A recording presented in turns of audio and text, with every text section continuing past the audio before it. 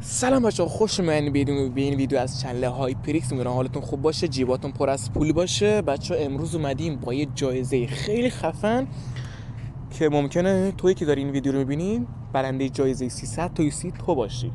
اگرم بخوایم بعدش بچه‌ها در مورد چالش من بهتون توضیح میدم. فقط یکم قبلش من شرط چالش من بهتون میگم.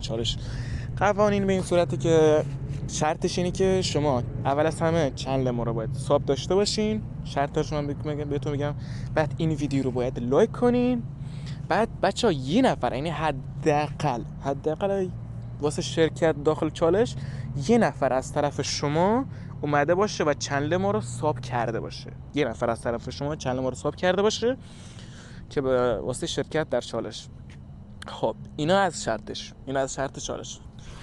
در مورد خود چالش بهتون توضیح بدم. من آیدی وب بچه‌ها داخل وب هستش. آیدی وب من همین بالا همینجا من میذارم، خودتون برید وب بزنید. چالش اینجوریه که هر کس، این اولین نفری که این وب به آخرش برسونه 300 تا UC جایزه میگیره. بعد تویی که داری این ویدیو رو میبینی اصلا نگرانش نباش. این وب اونقدری سخت هست که کسی به این راحتی نتونه حلش کنه. یعنی با یکی دوبار نمیتونین این مپ با آخرش برسونه. پس با خیال راحت برو بزن.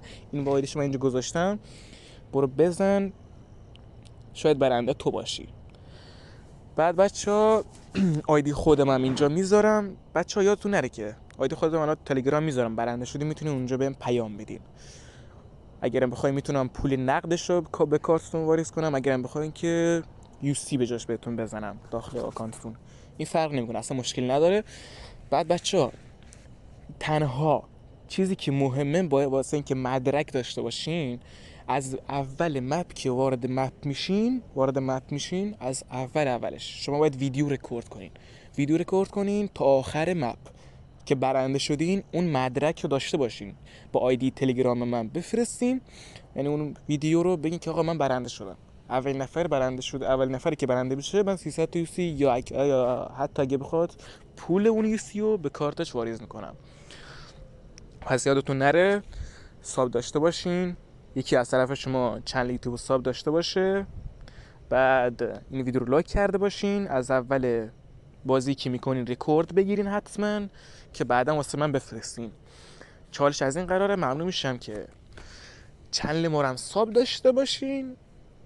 تا اینجا اومدین داخل داریم ما هم زحمت میکشیم. داش خدایی تو باید یوتیوب ما رو حقت نیست یعنی ساب کنین. یه ساب کوچولو دیگه، اصلا چیزی کم نمیشه. یه ساب بزن تمومش میره. ساب کنین، لایک کنین و زنگوله بغلش هم رو آل بذارین که جایزه های جدیدم گذاشتیم با خبر بشین. تا ویدیو دیگر، بدرود.